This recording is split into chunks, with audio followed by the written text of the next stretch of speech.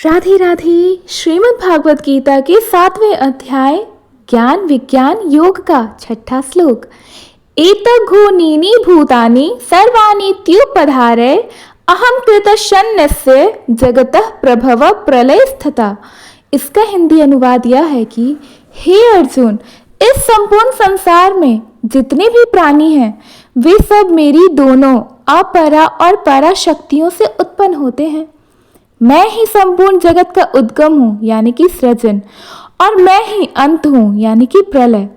अर्थात भगवान श्री कृष्ण कहते हैं सृष्टि का आरंभ भी मुझसे ही है और अंत भी मुझ में ही होता है। एक कथा, बहुत प्राचीन समय की बात है। एक महान ऋषि थे, महर्षि ध्रुव चेतन। वह एकांत में रहकर तपस्या करते थे और संसार के रहस्य को समझने की चेष्टा में लीन रहते थे।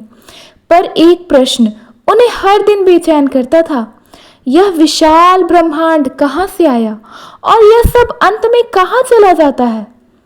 वह आकाश की ओर देखते, तारों से भरी रातें बिताते और महासमुद्र की लहरों से पूछते, क्या तुम इस सृष्टि की उत्पत्ति जानते हो? एक दिन वह हिमालय की तलहटी में एक गुफा में ध्यान मग्न थे। उनके हृदय में भगवान श्री कृष्ण की आकृति गूंजने लगी। वह बोले, हे प्रभु, क्या आप ही इस जगत के कर्ता हैं?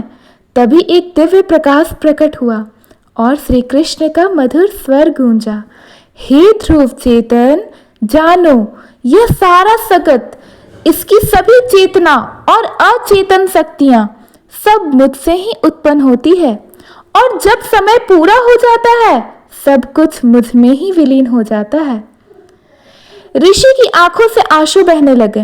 उन्होंने पूछा, प्रभु, यदि आप ही आरंभ है और आप ही अंत हैं, तो फिर मैं कौन हूँ, मैं क्या हूँ? भगवान मुस्कुराए और बोले, तू मेरा ही अंश है। तू वह ज्योति है जो मेरी रोशनी से प्रकाशित हुई है। पर जब तू अपने स्व को भूलकर संसार के झूठ में उलझता है तभी तू दुखी होता है। पर जब तू यह जान लेता है कि मैं ही आदि हूं और मैं ही अंत, तब तू मुक्त हो जाता है। तभी ऋषि को अनुभूति हुई, हर कण में, हर जीव में, हर ध्वनि में, हर मौन में वही परमात्मा है, श्री कृष्ण विराजमान है। तब से वह किसी भी परिवर्तन से भयभीत नहीं होते, क्योंकि उन्हें ज्ञात हो गया था जिससे सब प्रारंभ होता है और जिसमें सब समा जाता है वह मेरा स्वयं का स्वरूप है। इस श्लोक से यह संकेत मिलता है कि हमें संसार के स्थायित्व को भ्रम तोड़ना होता है।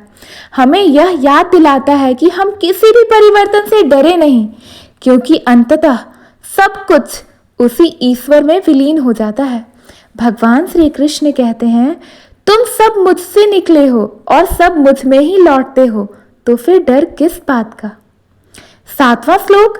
मता परम तरप न्यायक्ति दशति धनंजय मयि सर्वमिंदम प्रोक्तम शूत्रे मणि गना इव। इसका यह भावार्थ है कि हे धनंजय यानी कि हे अर्जुन, मुझसे बढ़कर कोई अन्य परम सत्य नहीं है। यह संपूर्ण जगत मुझसे ही सूत्र यानी कि धागे में पिरोए हुए मोतियों की भांति स्थित है। एक कथा, युद्ध की तैयारी चल रही थी।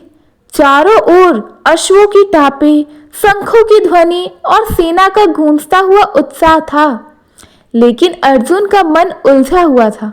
वह श्री कृष्ण से बोले, हे माधव, यह संसार इतना विविध है, कोई ज्ञानवान है, कोई अज्ञानी है, कोई महान राजा है तो कोई साधारण प्राणी है, कोई देव है तो कोई राक्षस है।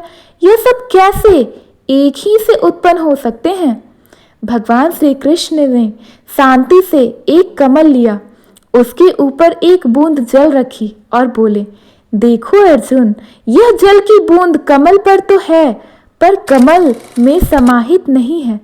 ऐसे ही यह संपूर्ण सृष्टि मुझसे स्थित है, परंतु मैं उससे परे हूँ।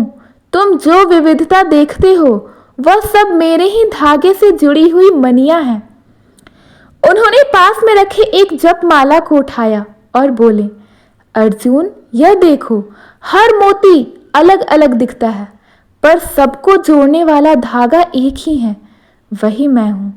यह जगत, इसके भेद, इसके रंग, इसके रूप, इसके जीवन मृत्यु सब मुझसे ही जुड़े हुए हैं, पर मैं उनसे परे हूँ, अखंड हूँ और अपरिवर्तनीय हूँ।